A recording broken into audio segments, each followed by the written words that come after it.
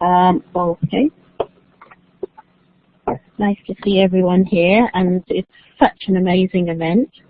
I'm having a little struggle with the technology, so you'll have to bear with me, but I think it's going pretty well so far. I was also very flattered to see that I was called a distinguished speaker, so that was very nice. I think it's something you get to when you get to a certain age. So I am a home educator based in London, England. My children are 30 and 24, and they never went to school.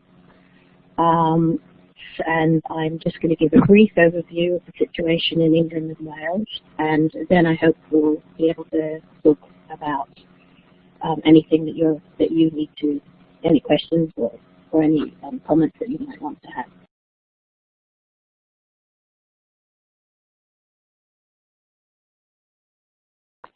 Leslie, are you still there? Because I'm not hearing you.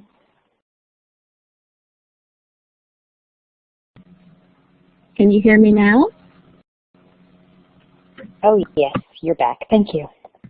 Okay. So do you want me to repeat that? I believe the last I heard was that you're going to tell us a little bit about home education, and then you're hoping for questions. So anything you said after that, please. Okay. Yes. I've titled this Home Education in England and Wales because the law is slightly different in Scotland. If people are particularly interested in the law in Scotland, they could go to a website of an organisation called Schoolhouse, which is very good at protecting home education in Scotland. It's not very different, but it's significantly different. So when I talk about home education, I'm talking about England and Wales. The first thing to say is that the law relating to elective home education, which is a word we've chosen to put on the front of this term, home education, that means people who choose to keep their children out of school. This addresses a problem that I'll come to later, is that the responsibility for a child's education rests with the parents. Education is compulsory, but school is not. The law actually says, it's Section 7 of the Education Act 1996, the parent of every child of compulsory school age, that's 5 to 16 to 18, that's another change I can talk about more if you want, shall cause him to receive efficient full-time education suitable to his age, ability, and aptitude, and to any special educational needs he may have, either by regular attendance at school or otherwise. And it's this phrase, or otherwise, that allows us to home educate. And many people have taken up that phrase, for example, Education Otherwise, which is the national support organization for home educators.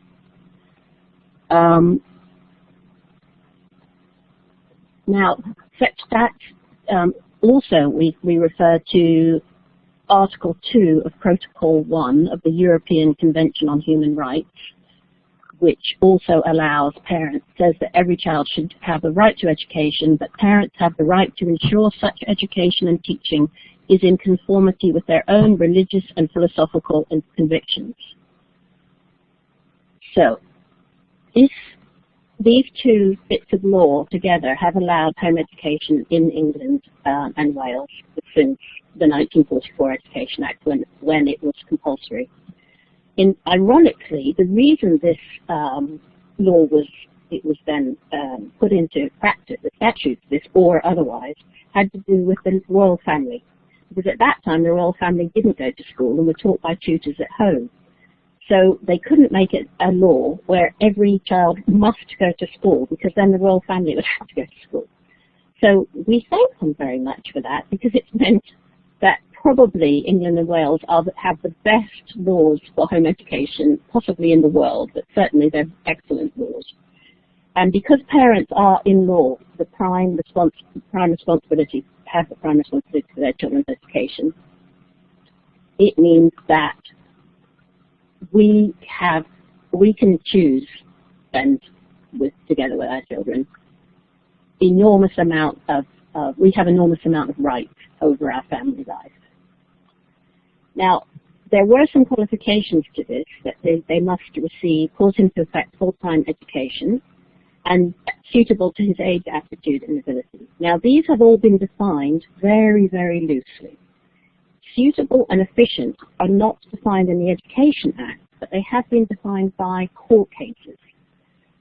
Efficient has been broadly described in case law as that which achieves what it sets out to achieve.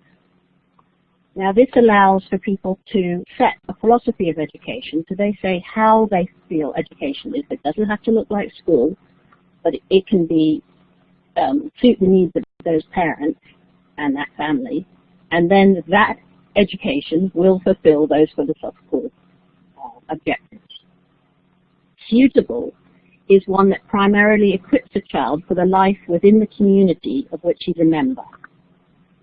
So that means that, for example, if your child, now this is a difficult case. For example, if you live in London and your child doesn't speak English because he's being brought up in a family and a community where English is not the main language, that is still a suitable education because his community is of which he's a member brings them up. It specifically says rather than the way of life of the country as a whole. As long as it doesn't close down the child's options in later years to some other form of life if they wish to. So that could be argued that not learning English would do that, but speaking, for example, another tongue as your first tongue and learning English as your second would be perfectly reasonable within that. Now, because of these incredibly, well, I would say just laws, because I'm home educated, the history of home education, modern home education, has been similar parallel, actually, I think, to a time of, in America, with one exception, which is this fabulous woman called Joy Baker, who educated her 4 children in the late 40s and early 50s at home. Alone, I don't know, she was, I think her first child was school age in 1944, so she spans the time when education became compulsory for a much wider age group. And she just decided that school did not suit her children and kept them out and fought a legal battle for something like 11 years. There might be somebody, one of you may know more than me, can remember better, and had her children taken into care in the middle of the night twice, but only for one night. And she went and sat outside the police station and screamed until they gave her the children back. And she, in the end, she was fined and fined and fined, and she fought it and fought it. And there are some wonderful films on YouTube of her. Very opinionated woman. I'm not sure I agree totally with her reasons for home educating, but I think she's absolutely fantastic, a sort of English eccentric. And we have tried to find her children who would now be older, and but without much luck. So she's a very big, sort of 40s and 50s is a big sort of step on the road to home education.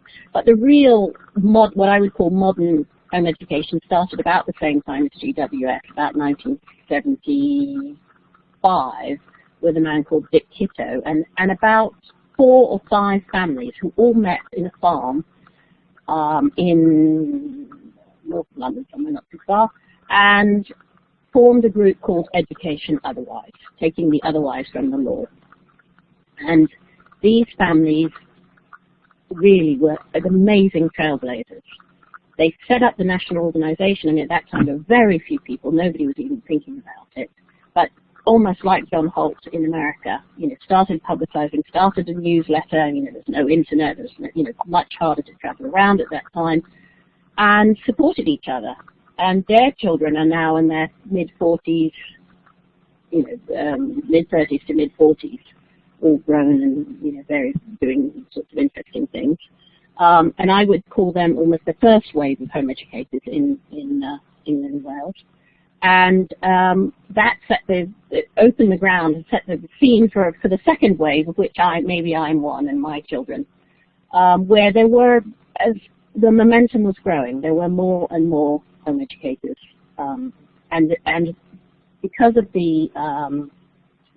Education Otherwise, which we used to wait for, that they had a bi-monthly newsletter which everyone would send letters to and wait for with bated breath to get in.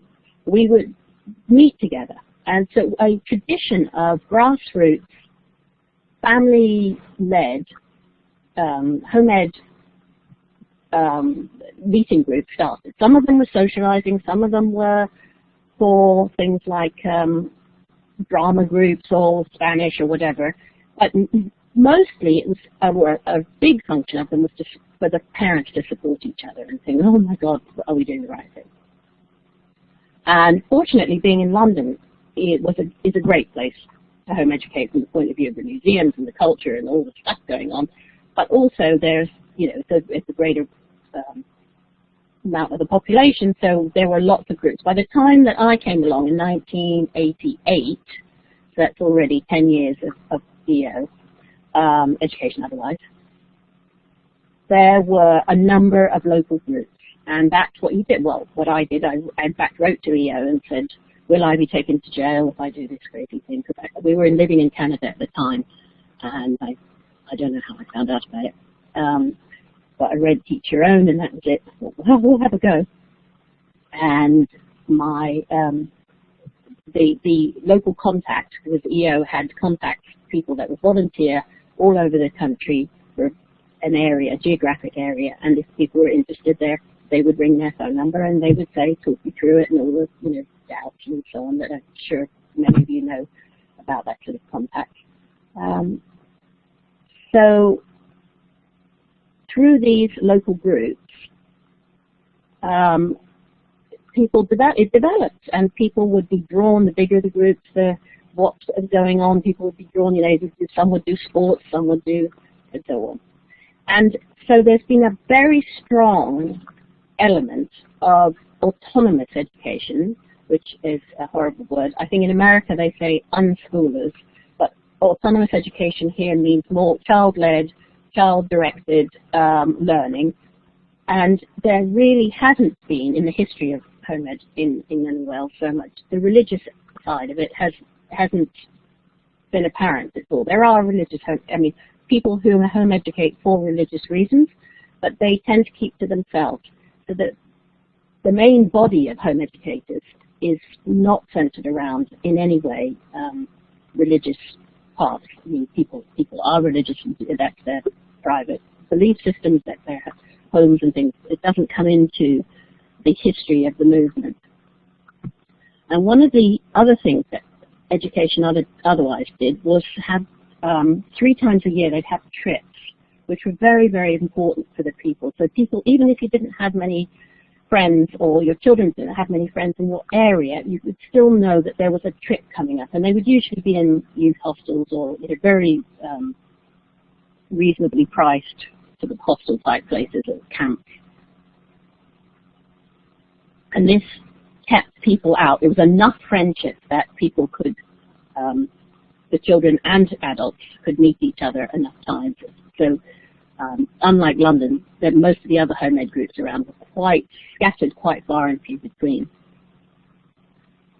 Now, what this Section 7 of this 1996 Act means is that there are some responsibilities for local authorities. That's what we call a local government.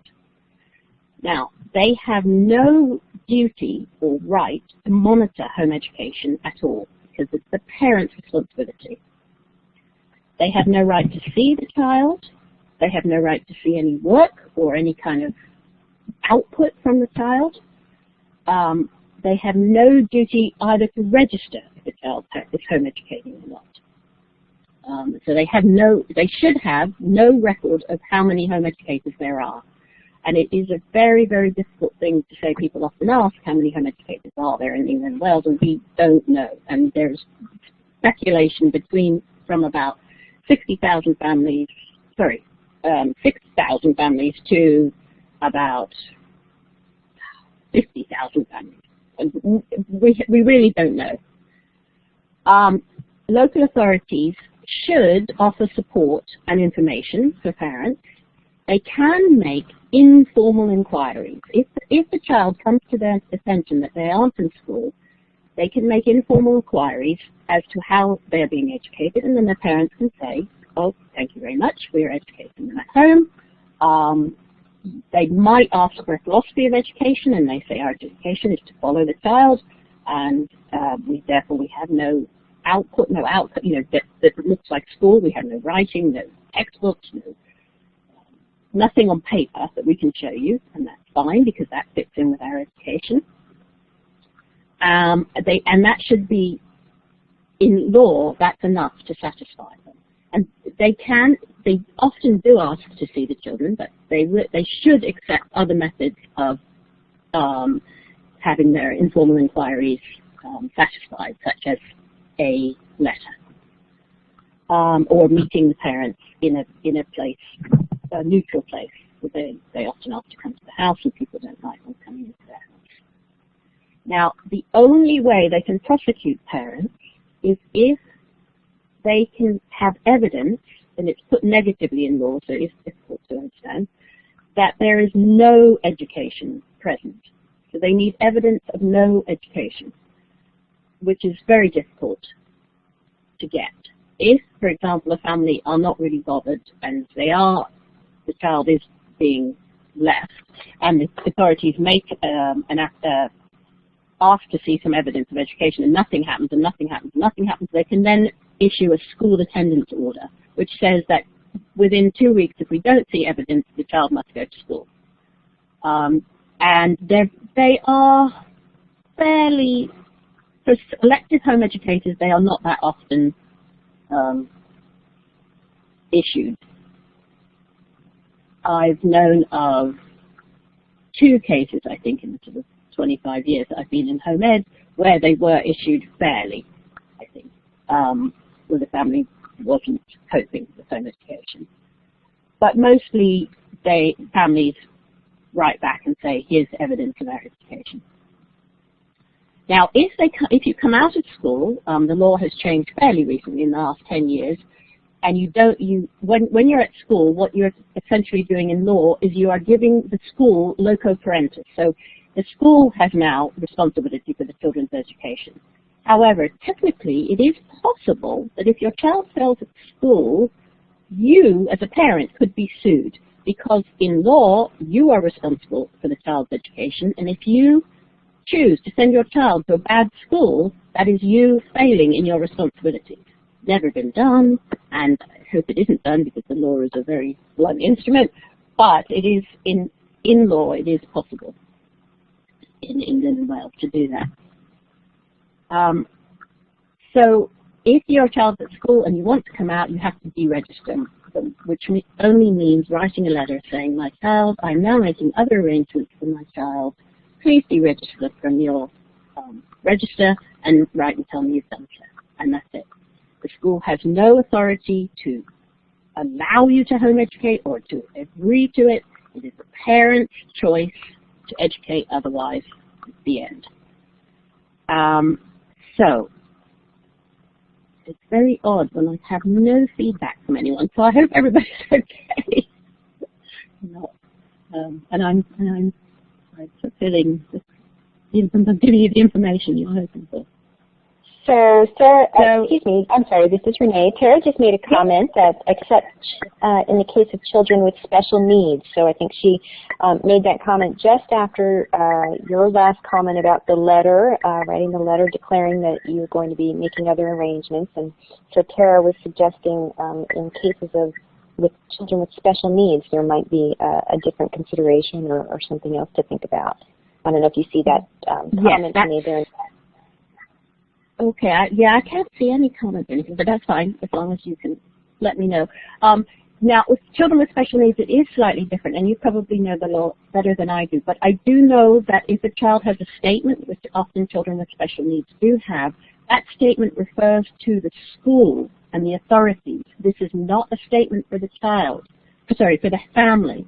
So if, for example, this child has speech problems, and the statement says that the school must provide an extra teacher to help the child develop their speech. That does not mean if the family chooses to home educate, that the family must provide a special teacher to help them home educate. That statement only relates to the school, and a lot of schools don't realize this. They say to people with children with special needs, you cannot home educate because you can't provide what the statement says. So that's one important point. But it is true that it's more likely that the authorities need to be convinced, sorry, not more likely, that the law supports more intervention by the authorities to show that you can cope with the children with special needs.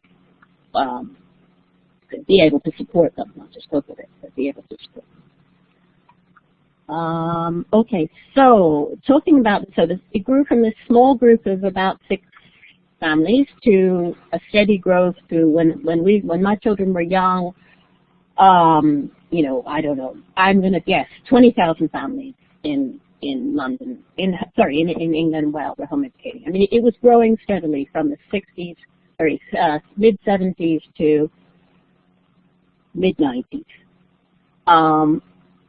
And there's been more research done, not a lot, but there still has been research done. Paula Rothermel, Dr. Alan Thomas have written books in the late 90s about home education, about informal learning and how effective it is and efficient. And then we had this huge crisis in 2009 when the Labour government, which was very arrogant, see where I lie, very strong, very certain that the government knew best, and it was changing laws all over the place to make sure that the government power was becoming more and more centralized, more and more Big Brother, with cameras going up, and you know, especially with the terrorism issues. And this chap, Graham Badman, which is his real name, and we did call him other things, was charged with looking at home education, particularly in England, and making sure that the law was good enough and that children were developing around it. Now, he came to the subject with a bias. He came from the school system. His background was all about schools. We opened up him to home education community, I would say, opened up and allowed him to come to some local groups and to see different teams, took him around. I know in Birmingham they spent 2 days with him, I think, hoping that his report would say home education is thriving and it's wonderful.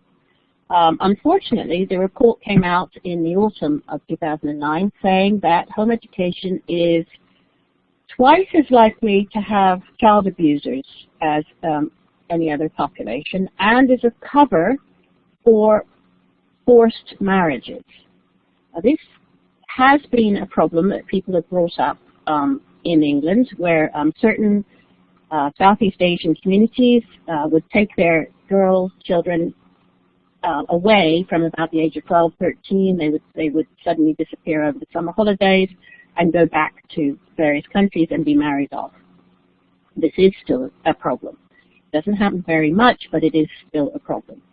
Now, quite early on, there was a select committee, which is a sort of special committee at Parliament to look into home education due to the tremendous organizing by the home ed community and also the internet. The internet actually was so fantastic, but really the way everyone came together was, you know, I feel with tears just thinking about it, although I think we're all still a bit burnt out and shocked from it as well, you know, whatever it is, 3-4 years later. The way statistics were twisted, the way it was, we were made to look, oh, well, you know, you're okay. But of course, there's all these other families that we don't know about, which are, you know, child abusing and really, all, you know, just the devils were pouring out of people. So there were, fortunately, it was a Labour government, and the opposition, the Conservatives and the Lib Dems, we managed to turn them around to our side. So, and we won really because of a lot of luck, although we wouldn't have won if we hadn't have done all the work we did, because we managed to get the conservatives basically on our side, such that there's this terrible thing that happens when a government goes for an election. We were lucky that the election happened before this bill, this education bill, Education Act. Well, before it was passed, it's a bill. Okay, so the education bill had these two clauses in it. One which said that the authority, the local authority, has a right to see everything that the child does and basically okays the home education. So you're not allowed to home educate. You wouldn't be if this had gone through. The local authority would monitor the home education and see if it was good enough. So it was taking the responsibility for children's education away from parents and giving it to the local authority, although it wasn't saying it was doing that. It wasn't going to change primary legislation. That Section 7 would have stayed the same. It was just adding on top of that these two clauses. Now, fortunately, we had the conservatives on our side, and they said there's this time when the government goes in, leaves power, it wants to get a lot of its laws enacted quickly. So they don't debate them, it's called the wash-up. They just make deals. And the conservatives said that they would vote for the education bill to be passed, but only if those two clauses were taken out, which they were. And we were saved because of that. So it was part fantastic organizing. And the part of the good organizing was, which I think is a very good lesson for people fighting a legal battle, is that there was no center. There was no one organization that was representing home education in England and Wales. So they couldn't coerce or pick off or co-opt a bunch of people to say, oh, you know, come on, just agree with this, and, you know, we'll wine and dine you and get you on our side. Every time, it also meant that every time somebody was tired and exhausted, had written a huge amount of work, done big work, that there was a right to reply, which is a huge document that one person did, they could then drop out of the fight and take some time off, and other people would pick up the work that needed doing, because no one set of people was doing the work. And we did have several lists where we talked to each other, and people would say, right, this needs doing. We need to go and lobby this person. Or we had a mass lobby where loads of us turned out. We had a little demo outside Parliament, and a ding went up. Is that okay? I'm sorry. This is Renee. I didn't want to interrupt you. But I know Tara made a comment about flexi schooling being subsequently stopped. And if you're not seeing these chats, you may notice in your chat box on the bottom there's a tab where you can see chats between just moderators, but if you click over on the tab that says room, you will see these comments as they're coming up. Oh, I clicked on the room and there's nothing. So you don't see Tara? Oh, I've got it. Okay. I hate to interrupt. I'm so sorry, but I just wanted to give you an opportunity to interact with the participants and their comments. Absolutely, because I feel like I'm out in the forest here, all my own. I don't know what's going on. Okay. Sorry, I'm just reading. The Conservatives had subsequently stopped flexi schooling now. Okay. Well, I can talk to flexi schooling in a minute. So we did manage to stop Badman. And since then, there's been an all-party parliamentary committee that meets one day a year specifically about home education, asking us about the issues that we're facing. So many of us, before the Badman year, felt that we just keep our heads down. And even though the local authorities didn't like it, we had the law on our side, we could fight them. Many of us were never known. My children were never known to the local authority. They never went to school. That's it. I had nothing to do with the authorities whatsoever. But after Badman, we've been found. Home education is now much more mainstream. It's in the sense that it's talked about in the press and local authorities know about it, and there's been some consequences. from bad man that I think. One of which is that many local authorities think that the bad man clauses were passed, and they are behaving as if it's the truth, that those laws passed. Because of the tremendous stirring about child abuse that there's been, for all sorts of reasons, not just for home education, this whole idea that home education and child abuse go together has been put in the public and the local authorities' mind. And we are fighting a rearguard action to try and separate these. There have been some high-profile cases of children, unfortunately, who were either killed by their parents or neglected, who were home educating, but in none of these cases was the home education in any way implicated. For example, all of the children were also well known to social services, to the authorities. One was a foster child. The children were actually given to this family, and they were visited constantly. So just the fact that they were home educating was neither here nor there. Another had only been home educating for 10 days, and well, we've also just had a terrible case of a young 6-year-old boy who was killed by his mother and stepfather, who was going to school every day.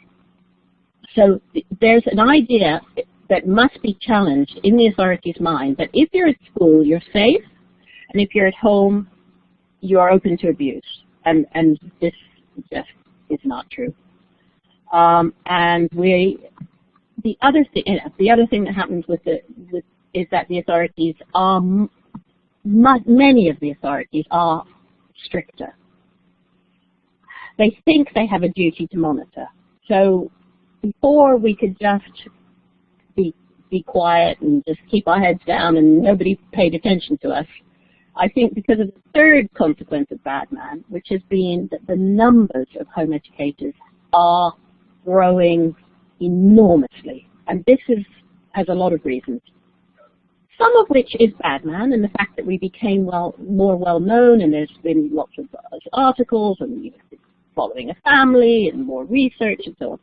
But a lot of it has to do with the failure of the school system. And as the school and also the government's policies of loosening the school system so that there's a lot more private schools, there's these academies now where the state doesn't control all the state schools now. It pays for some of the schools, but it doesn't control them. So there's a lot more different ways of educating, a lot more different school types now. So people are now home educating, let's just try it this year, and then, maybe we'll try a private school next year, or maybe we'll go to Steiner school.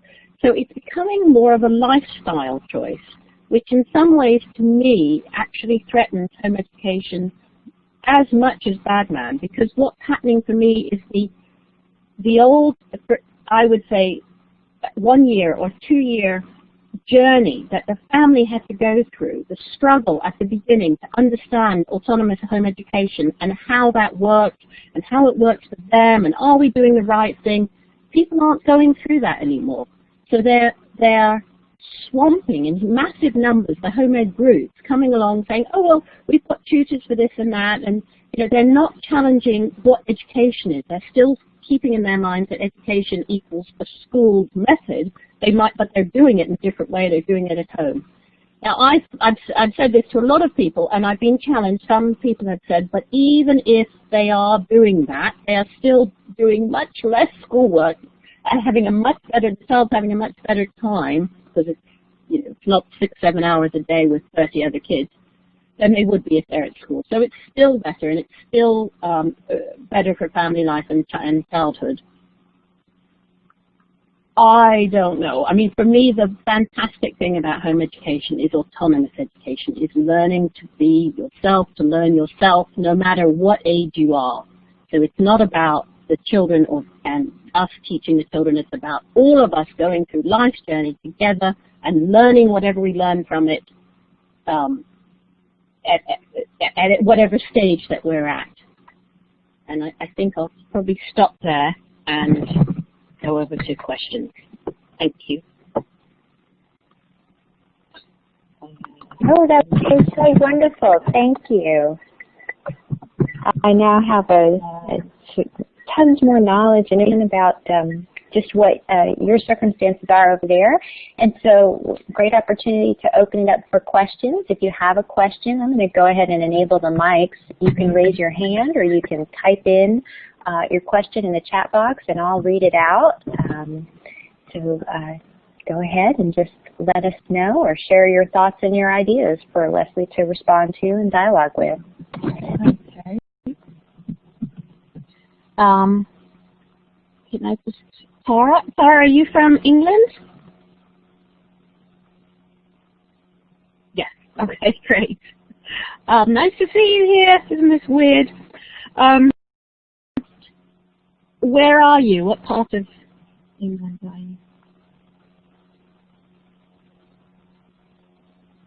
Sorry, just wait for her to respond. Cumbria. Okay, great. Up north. Yes, absolutely. Not all home educators choose autonomous education in the least, but I think that it still was, when I was in the mainstream of my home education, even if you were doing what we call school at home in England, which means more, people might sit down at 9 o'clock and do maths for an hour, or they might do maybe they might do something that looks very much like school with a timetable, but they might even be looser. They might just do maths one day and English the next day or whatever. Okay, great. They still had a struggle. They still went through, is this the best way to do it? Are we doing the right thing? And I feel that that's missing more and more as home education moves into the mainstream and becomes more acceptable. It's, in fact, I mean, one of the evidence of that is the fact that this horrible term, sorry everyone from America, is coming over here, homeschooling, as if that, and I feel very strongly that that is the wrong term, because that gives people the impression that we're doing school at home, and that is not what we're doing. Even if you have a timetable, you still might only have it for 2 or 3 hours. I mean, you can certainly get through probably more work than you would do at school in 2 or 3 hours at home when you've just got 1 to 3 or 1 to 1 or 1 to 6 even. You haven't got 20 little people who've all got different needs and wants and ideas, and so it's that journey, it's that being so outside the mainstream that you have to constantly question what you're doing and justify it and think about it, that I found so politicized people, so made them so thoughtful, made them so they were really taking their life into their hands by having to concretize and be eloquent about it. Every time you went to the supermarket, people say, "Oh, no school today," and you would have to go on and And now they say, "Oh, homeschooler." You think, "No." So it's one of my pet peeves. Sorry, Sarah, I'll read what you say.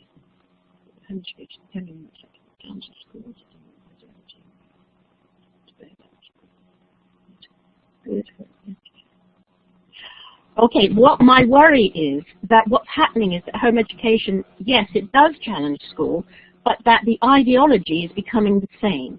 So the ideology of home, it's just school in a different place. It's cheap school. And I've heard that actually in America now, you can choose to do school on the internet, for example. For me, it's the curriculum that's the most apt to turn. It's not where you go. I mean, it is where you go to. Yes, you don't have to sit in a room with 20 other people who all have needs and wants and so on. It's equally as important as yours. But if somebody is telling you the curriculum, what you need to learn by what time in your life, that's the crux. If you're not driving the curriculum, for me, that you're not, what the beauty of home education isn't being realized.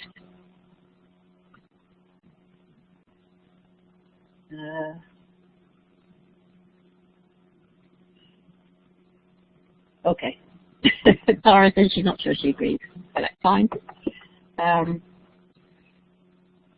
Yeah, I think if home education is to do school in a different way, for me that's not so interesting.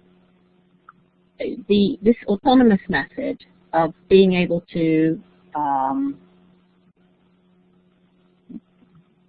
to a degree, some people it's their major way they do home education, some people it's just a part of their home education. That is what gives people, I think, the sense of self. For me, education is about self-confidence and self-knowledge. It's not about curriculum. Because it's when you know who you are and what you want to do, then you can go off and say, right, I want to be a hairdresser, I want to be a physicist, I want to be a carpenter. And you can find out how to do it. It's having the self-knowledge and confidence to do that. And one of the greatest things someone said to me when I first started was that they were home educating so that their child wouldn't have a breakdown when they were 40 years old and say, I don't know who I am, and I don't know what I want to be, and so on. Which so often happens to people who've been through a school system where they've been told what to learn when, and they've also been really told what success is. That's another, if in autonomous education, you have to change your vision of success as well. Success is not exams or status or money or power. It's self-knowledge and self-responsibility.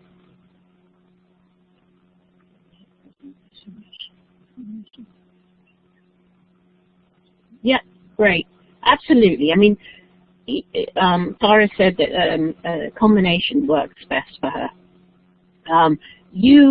People change and people need different things at different times. Sometimes people want more structure, sometimes they want less. For me, also, parents are very much a part of a home education. It's not just we're not just sit there and say to the child, whenever you need me, I'm here. I'm just a doormat. Sometimes parents need, autonomous parents say, look, I need you to read. I can't, I'm sorry. You'll have to take some lessons in, or we'll have to do some structure in this, that, or the other. Of course, that's part of the compromises or the working out of life. And also people change. I think around 12-ish, young people tend to want more structure in their life. They want to narrow, up to most of their childhood.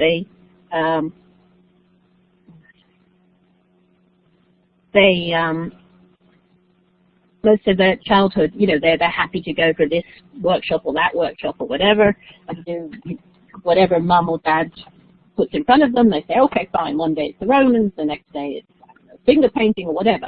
But around 12-ish, people start to say, well, hang on, I don't really want to do that anymore. I would like to do, my daughter once said to me, Spanish guitar, filmmaking, and physics, something like that. And I thought, oh my God.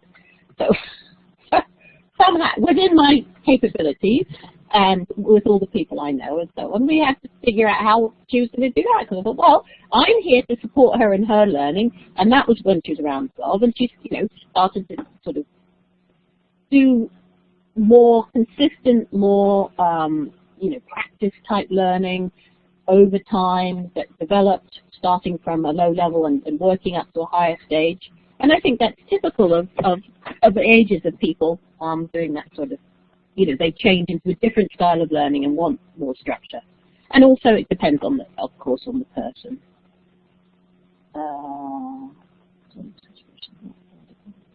Yes.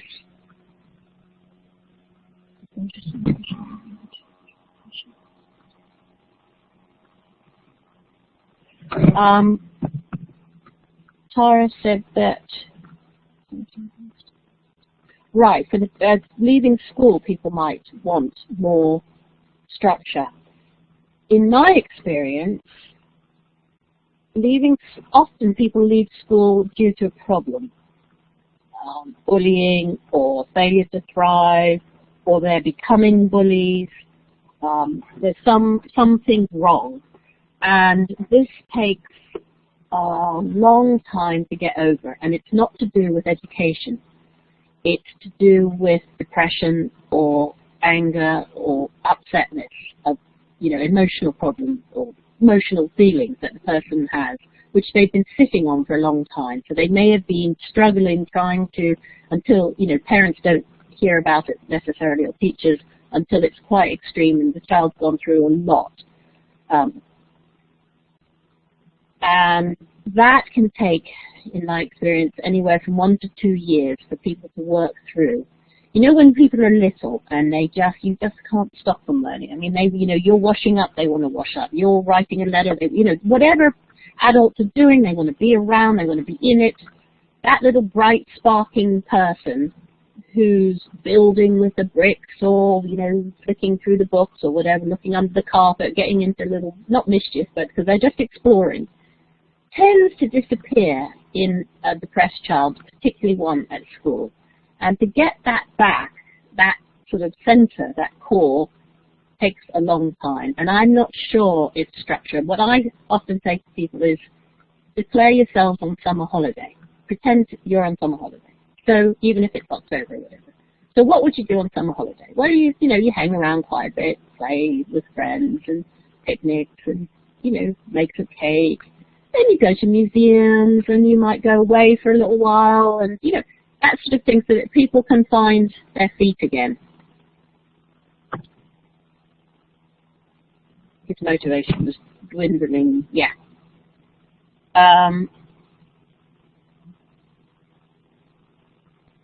Yes, so I think in a way being autonomous doesn't mean leaving someone to their own devices and just saying, well, I'm in the kitchen, call me when you're ready. It's actually very, very active. It's, looking at like you would with a friend, what do you want to do today? Would you like to, there's this great thing on. Should we go? Oh, no? Okay, right, well, then we won't go. Oh, there's another thing on. Or should we meet a friend? It's just living your life together, but it is being very active and very much listening to the people around you to see what they need, what they want to do. Trying to foster their sense of self-identity and self-confidence by saying, I'm here for you, I'm here to support you, not literally saying it, but by acting it out. It's a fantastic world out there. There's so many interesting things, so you model that as well in your own life. And I've always said, things that we did, I had to be interested in. I'm there. I don't want to do something that, I'm not that interested in, so we did. But, it is a fantastic world out there. And there's loads to do and see. Let's go for it.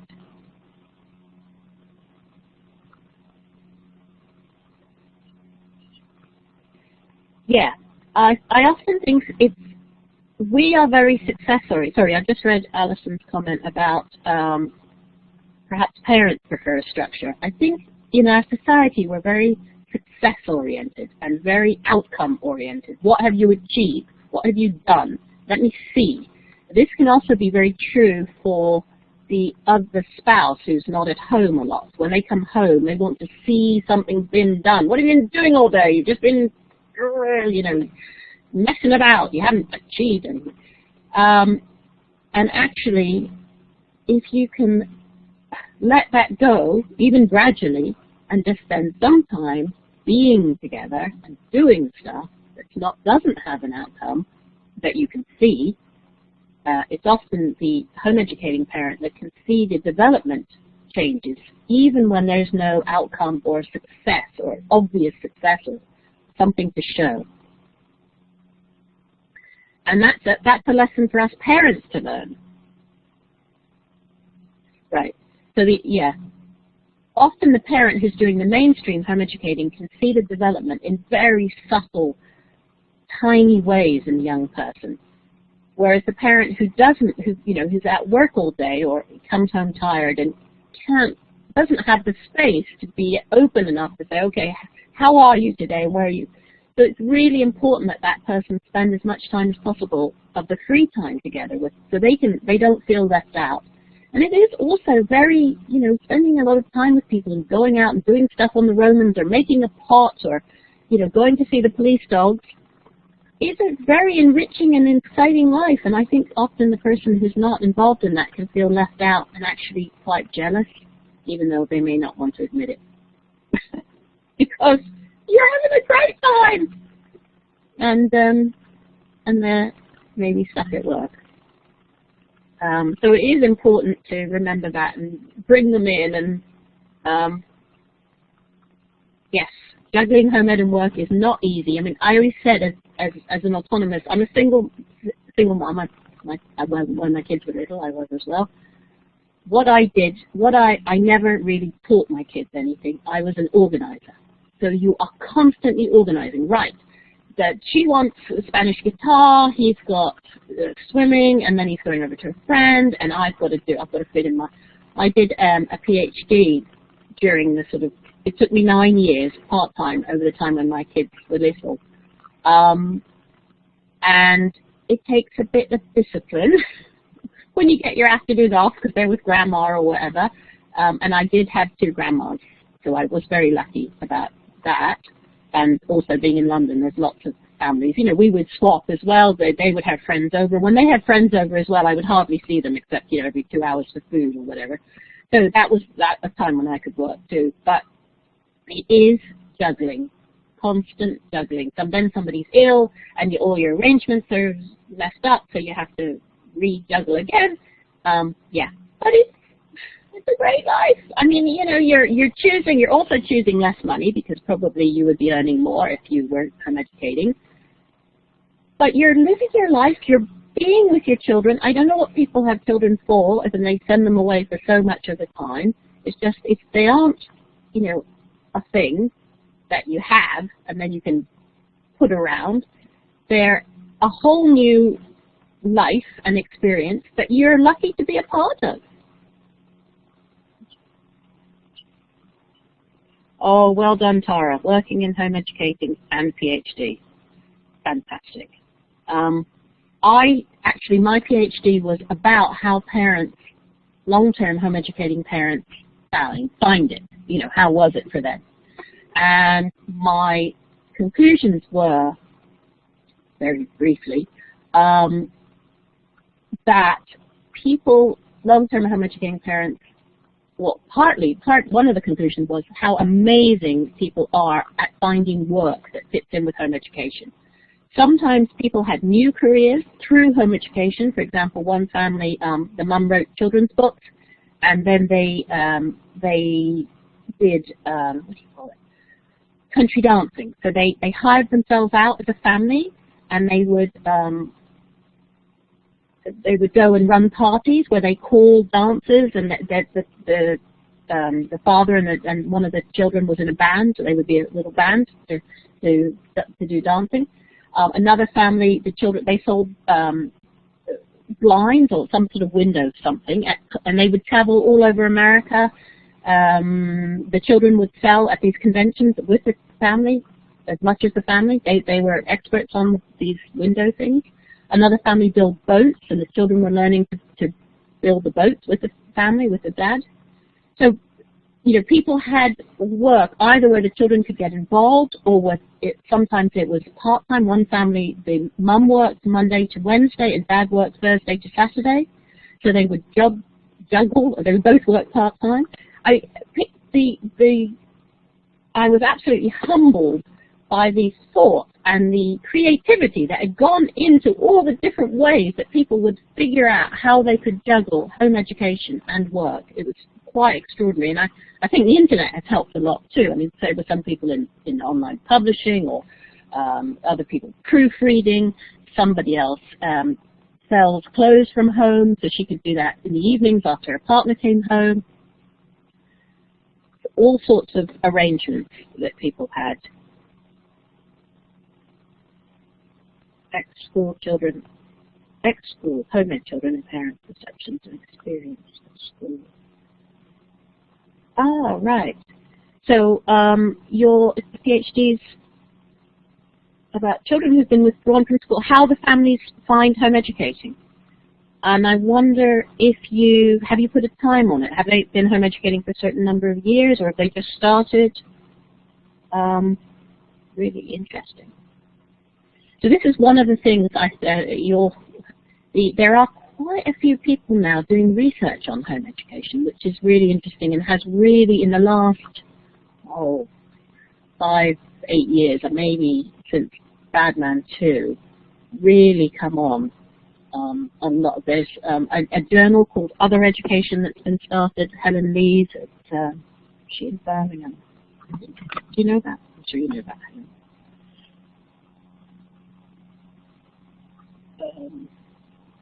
withdrawn the last 5 years, right.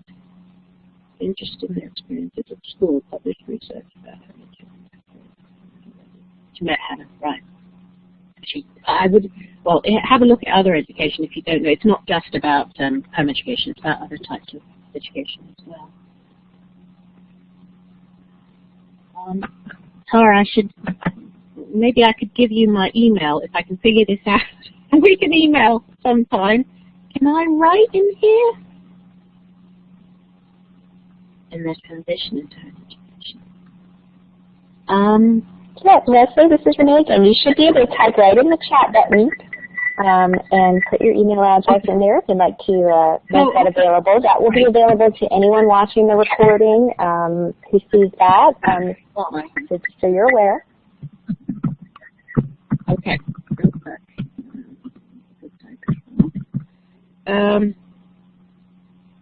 Okay. Great. Alison, is that it's not Alison Ray, is it? Oh, hi! How are you? Great to see you here. Isn't this amazing piece of machinery? Renee, sorry, will I be able to see that chat room? Do I have to write those down before they go off the screen, or? Yeah, you should probably write that down. Although, like I said, you should be able to, from what I recall, when you go back and watch the recordings, I believe the chats are in recordings as well, but I would take this information down now just in case I'm wrong. Okay. Tara, you're at UWS, University of... And just for those other participants that are listening, it's about 2:57, so we'll be wrapping up in just a few minutes.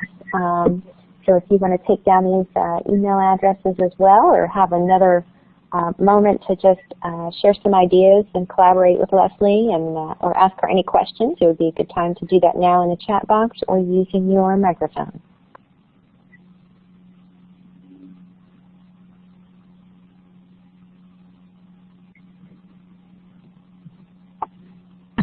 Alison, are you doing a PhD?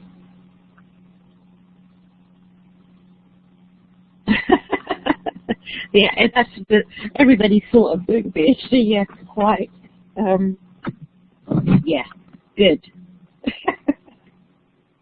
Well, keep at it.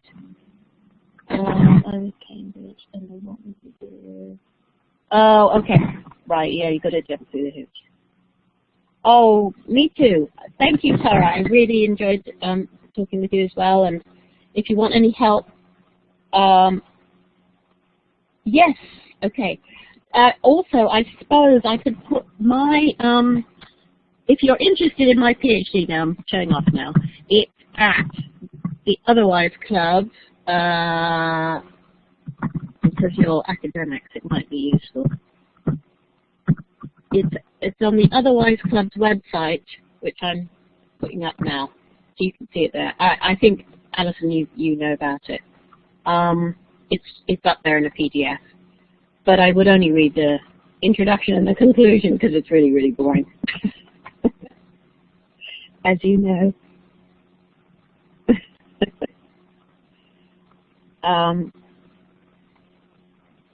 Did you publish anything, Alison, from the MA at the Institute?